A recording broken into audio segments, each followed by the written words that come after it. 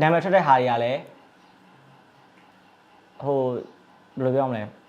ခေါ်လာဟာလာပေါ့နော်အချို့ဟာတွေကြောက်လဲတကယ်ပေါ့နော်ဆိုတော့ကျွန်တော်ဟုတ်တယ်လည်းမပြောဘူးမဟုတ်ဘူးလည်းကျွန်တော်မပြောဘူးဆိုတော့ကာယကရှင်နှစ်ဦးသိတယ်ဒီလောက်ပါပဲဟုတ်ဒီလိုပဲကျွန်တော်ကရီးစားထားတာနာမည်ကြီးတဲ့သူမှထားမယ်ဆိုတဲ့ရွေးချက်မျိုးတော့ကျွန်တော်မရှိဘူးဒီလူရောက်ကိုကျွန်တော်သဘောကျတယ်ဒီလိုပဲကျွန်တော်တို့တွဲကြည့်ကြတယ်ဒီလိုပါဒီလောက်ပါပဲအဲကြောင့်ထားတွဲခဲ့တဲ့အချိန်တော့မှကျွန်တော်ဘာမှတောင်းတမတင်တာဆိုတော့နာမည်ကြီးချင်လို့နာမည်ကြီးတဲ့လူနာကတ်တယ်ဆိုတဲ့ဟာမျိုးလဲကျွန်တော်ပြောမခံနိုင်ဘူးလေသူနဲ့တိတ်မတွေ့ဖြစ်တာသူနဲ့ကလေတစ်ခါလေကြာရင်တော့ဖုန်းပြောပြတာပေါ့နော်ဖုန်းပြောပြတယ်ဆိုတော့ကိစ္စတစ်ခုရှင်းပေါ့သူလည်းသိချင်တဲ့ကိစ္စရှင်းရင်သူကျွန်တော်ကိုမေးရကျွန်တော်လည်းသိချင်တဲ့ကိစ္စမျိုးရှင်းအဲ့သူလှမ်းပေးရဆိုတော့နောက်ပိုင်းကျသူလည်းသူ့လုံးနဲ့သူကျွန်တော်လည်းကျွန်တော်အလုံးနဲ့ကျွန်တော်ဆိုတော့ကျွန်တော်တို့မအားတော့ကျွန်တော်မတွေ့ဖြစ်တာပါဟုတ်မတော်ဘူးဒီနောက်ပိုင်းကိုရှစ်ကစတိုက်ပဲဟုတ်တယ်အနည်းကတော့မှကျွန်တော်အဲ pressure ဟာမှတွေ့လိုက်တယ်မိုက်စားဖြစ်နေतू ကတော့ तू ဟိုပါပေါ့ तू ကတော့အများကြီးပြောဆိုတော့လောက်ရမယ်အနေဒါမျိုးလောက်အောင်သူတို့အောင်လုံနေပေါ့နော်နေလောက်ရမယ်ပတ်စံနေလောက်ကြည့်ဆိုတော့သူတို့အများကြီးတော့ပြောပါတယ်ဟုတ်သူရဲ့ तू item ကောင်းတယ် तू item အရင်ကောင်းတယ် तू ကြားတဲ့ character ကို तू ရတဲ့ character ပေါ့နော် तू ရတဲ့ character ကို तू ရအောင်ပိုင်းနိုင်အောင် तू လုံနိုင်တယ်ဟုတ်ဒီကဒီဖြစ်နိုင်တယ်ဟိုကျွန်တော်တို့ကြောက်ဟိုသူတို့ကြောက်လေလေကျွန်တော်စင်တာတော့ဟို main ကလေးလိုနေရောလေတယ်မလားဟို main ကလေးဆိုဘာဖြစ်ဟိုစစ်ဆက်သေးချာအဲ့လိုမျိုးလောက်တာများတာပေါ့နော်အဲ့လိုမျိုးကြောင်လာတော့မသိဘူးအဲ့လို तू ကတော့ detail ပဲအများနဲ့ तू အတိုင်းပဲကျွန်တော်မှတစ်ခါကျရင်အဲ့လိုမျိုးတချို့အရာတွေသိချာလို့ရင်တော့မှတစ်ခါကျရင်ဖြစ်တယ်လို့မျိုးလေးဖြစ်သွားတတ်သေးတယ်သူနဲ့ခင်ကြာပြီပေါ့ကျွန်တော်တို့ခင်တာဘယ်လောက်ရှိပြီလဲ10စုနှစ်နီးပါးလောက်တော့ရှိပြီကျွန်တော်လည်းခင်တာဟုတ်ခင်တာပေါ့အရန်ခင်တယ်သူနဲ့ကတော့ခင်တယ်ဟိုခုနပြောသလိုပေါ့သူလည်းသူ့လုပ်ကိစ္စနဲ့သူမို့လို့ကျွန်တော်လည်းကျွန်တော်လုပ်ကိစ္စနဲ့ကျွန်တော်မို့လို့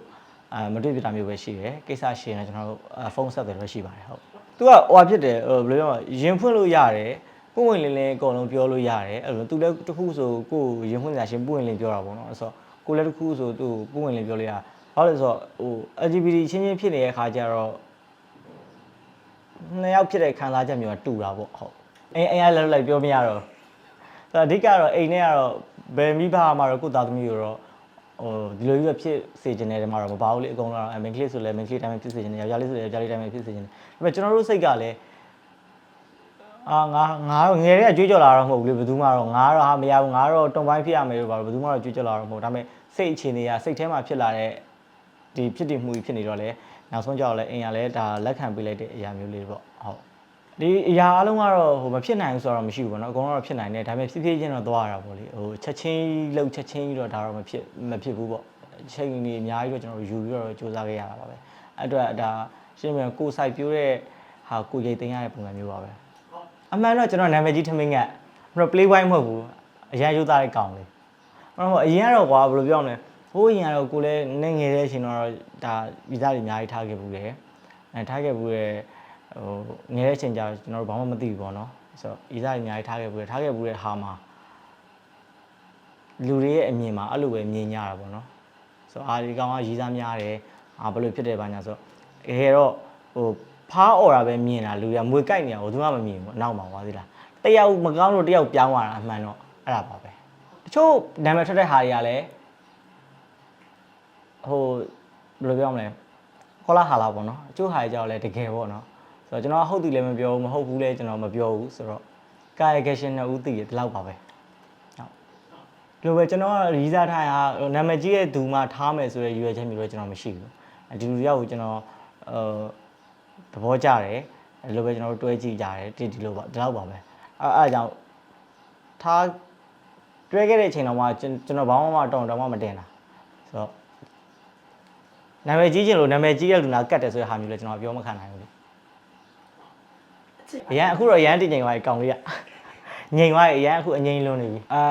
အခုကတော့အရင်ကတော့ဟိုကျွန်တော်တငယ်ချင်းတွေဆိုကျွန်တော်တငယ်ချင်းတွေဆိုကျွန်တော်ထိုင်ငယ်တဲ့ကလေးတွေရှိတယ်သူတို့ဆိုရင်ကျွန်တော်အရင်ဆိုကိုကြီးတယောက်တည်းပေါ့ဘယ်လိုပြောမလဲတည်ငိမ်ပေါ့နော်တည်ငိမ်လေးနေလိုက်တော့အညာပြီးတော့တခုဆိုကျွန်တော်တို့ကအားနာတာမျိုးပါတခုဆိုအင်းရဲ့နဲ့အဲ့လိုမျိုးပြီးသွားတော့တချို့ຢာတွေဆိုလဲတချို့လူတွေနဲ့ဆိုလဲကြိုက်တာလည်းမဟုတ်ဘူးအဲ့လိုမျိုးအားနာပြီးတော့အင်းရဲ့လောက်တဲ့ဟာကိုနာမည်ထွက်တာလည်းပါတယ်ပေါ့နော်အဲ့တော့တငယ်ချင်းတွေဆိုလဲအဲ့လိုဝိုင်းပြီးတော့ထိန်းရတာပေါ့နော်ကိုကြီးအရန်အားမနာနေတော့တခုဆိုပြည့်သားသားပြောအဲ့လိုမျိုးလေးတော့ရှိရပါပေါ့ဒါပေမဲ့အခုတော့အရန်ငြိမ်သွားပါပြီအခုတော့ထိန်းစရာမလိုတော့ဘူးသူမှ အတိုက်ရဲ့ပိုင်းခြားကြောင့်လည်းပါတယ်ပေါ့ရှင်းရှင်းပြောရရင်ကျွန်တော်တို့ကယောက်ျားလေးအစ်စ်လည်းမဟုတ်ဘူးလေယောက်ျားလေးအစ်စ်လည်းမဟုတ်တော့ကျွန်တော်တို့အတွက်ကအချိန်တန်ကျွန်တော်တို့ဘေးနာမှာဆေးပေးမိယူဖို့ဆိုတာကဒါယောက်ျားလေးတွေထက်စာရင်ကျွန်တော်တို့အတွက်ကအရန်ခက်ခဲတယ်အဲ့လိုမျိုးဟာမှာအခုအချိန်အထိဟိုရှုပ်ပွေပြီးတော့အဲ့လိုမျိုးလိုက်နေနေဆိုကျွန်တော်တို့အသက်ကဖြည်းဖြည်းကြီးလာအောင်ဖြည်းဖြည်းငယ်သွားမှာမဟုတ်ဘူးဆိုတော့ဒီလိုအချိန်မှာကို့အနာမှာအမြဲတမ်းနေပေးနိုင်မဲ့တရားကို့ကိုတကယ်ချစ်တဲ့လူတရားရှိပြီဆိုရင်ဒါငြိမ်သိပြီလို့တော့ထင်တယ်ပေါ့နော်အဲ့တော့ကျွန်တော်အခုအေးစစ်စစ်ငြိမ်လေးပဲကျွန်တော်နေတော့တယ်ကစားတော့ဘူးစိတ်မကစားတော့ရန်ဘောနော်ရန်ဝါလူတွေကတော့အကုန်လုံးလည်းကျွန်တော်သိချင်မှသိပါလေဆိုတော့သိရလူတချို့ကတော့ရန်ကုန်မှာသိရလူတချို့ကတော့ကျွန်တော်ဒါ LGBT ဒီမှန်သိလို့သူတို့သိတာပေါ့နော်တချို့အဲ့ဒီမိတ်ဆီလာဘက်ကလူဆိုကျွန်တော်ပေါ်သွားရိုက်တော့ဆိုအဲ့ရလူတွေဆိုရင်ကျွန်တော်တို့တုံပိုင်းမှလည်းမသိဘူးနေရလူတွေဆိုကျွန်တော်သိမသိရဘူးတချို့နေရလူတွေဆိုရင်အဲ့ဒီပေါ်ရိုက်ပြီးတော့မှပေါ်တွေကကိုကြီးဆိုအဲ့လိုမျိုးပဲသိရဟုတ်အဲ့ဒါဟိုအဲ့လိုမျိုးတွေဟိုဟာဖြစ်လေကို့ဒါအားပြည့်တဲ့သူအနေချင်းရှိလေဒါကျွန်တော်တို့တက်ကဒါစိတ်သက်ခွန်အားရတယ်ပေါ့နော်ရတဲ့အတွက်ဘာဖြစ်ရှေ့ဆက်မဲ့လုံးမဲ့အရာမျိုးတွေမှာတော့ပိုအားရှိတာပေါ့ဟုတ်အဲ့ဒီပုတ်ကလဆိုင်ငါကြတော့ကျွန်တော်ပထမဆုံးရိုက်ဖူးတဲ့ဒါရုပ်ရှင်ကားကြီးပေါ့နော်ပထမဆုံးရှူတင်မှာလူတွေအများကြီးနဲ့အဲ့လိုမျိုးပထမဆုံးထိတွေ့ပြီးရိုက်တဲ့အခါမှကျွန်တော်မှလိုအပ်တဲ့အရာမျိုးလေးကျွန်တော်ရှိသေးရပေါ့နော်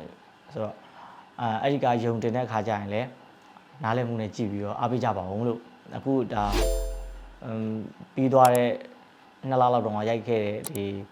တငယ်ချင်းတို့အိမ်စီရီးလေးထွက်ရင်လည်းအားပေးကြပါဦးလို့ဟုတ်